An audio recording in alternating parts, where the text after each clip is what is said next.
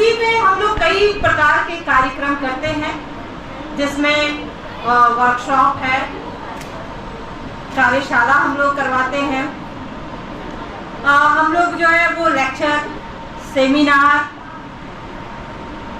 और एक हम लोग का एक बहुत ही इनोवेटिव एक कार्यक्रम है इसमें, इन्फो ड्रामा का, जिसमें जो भारतीय जो धरोहर, जो एक कैटेगरी की जो चीज़ें होती हैं जिन्हें म्यूजियम्स में रखा जाता है, A+ कैटेगरी, जैसे यक्षिणी, उसके ऊपर हम लोगों ने ड्रामा बनाया है कि वो यक्षिणी, आप लोग सब लोग जानते हैं यक्षिणी को, इलागन चामर धारणी यक्षिणी नहीं जानते हैं। वो मौर्य काल की एक नारी की प्रतिमा, जिसे यक्षिणी नाम दिया गया है। वो हाथ में चिवर पकड़े हुए, वो वर्ल्ड फेमस है, पूरे विश्व के लोग उसे पटना, पाटलिपुत्र से पटना तक का ये सफर हम लोगों ने किस तरह से तय किया, कौन कौन से बाहर से शासक आए, किनका किनका आक्रमण हुआ, कैसे ये विनष्ट हुआ, कैसे संस्कृति हमारी जो है यहाँ की प्रभावित हुई, इन सब चीजों को जो आज हम मॉन्यूमेंट्स देख रहे हैं, कुम्हार का जो है वो 80 पिलर हॉल वो देख रहे हैं, वहाँ पे जो भी विजिटर आते हैं वो उसे देखते हैं और जानकारी प्राप्त करते हैं। तो और ये डॉक्यूमेंट्री जो है 45 मिनट की, उसे आप देखेंगे और उसके बाद जो उसी पर आधारित आप ध्यान से देखेंगे।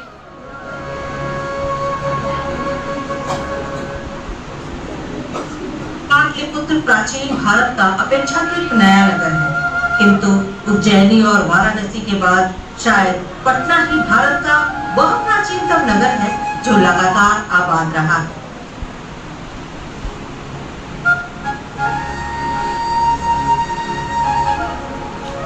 इस नगर के उद्भव की कई कहानियां हैं, जिनमें एक वह कहानी है जिसे वेलसार ने भी दोहराया है।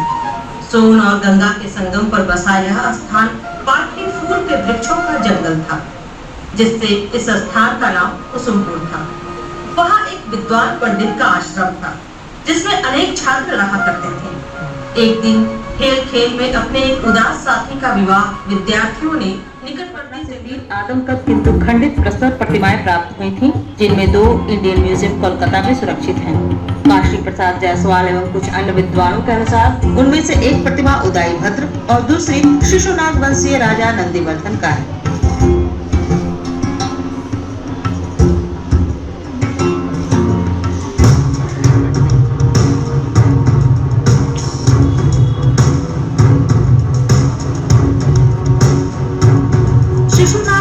समाप्त कर महापद्मनंद कुब्बसेन ने 345 ईसा पूर्व में नंद वंश की स्थापना की। नंदों के काल में उड़ीसा अथवा कलिंग सहित दक्षिण भारत के अनेक राज्य और उत्तर भारत में गंगा यमुना के प्रदेश मगध साम्राज्य की सीमा के भीतर आ गए। वास्तव में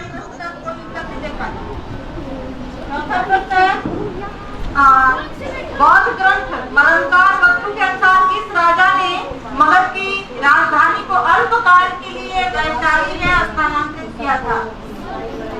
शिशुनाग ताराशोक अशोक या संप्राति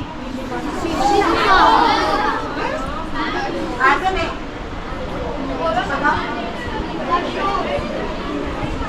और कोई शिशुनाग ताराशोक अशोक संप्राति।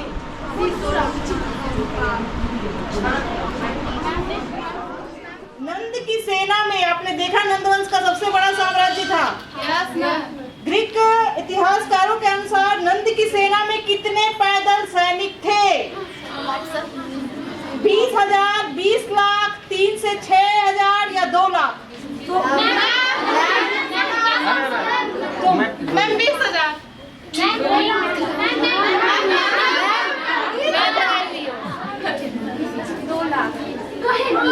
2 लाख सही जवाब।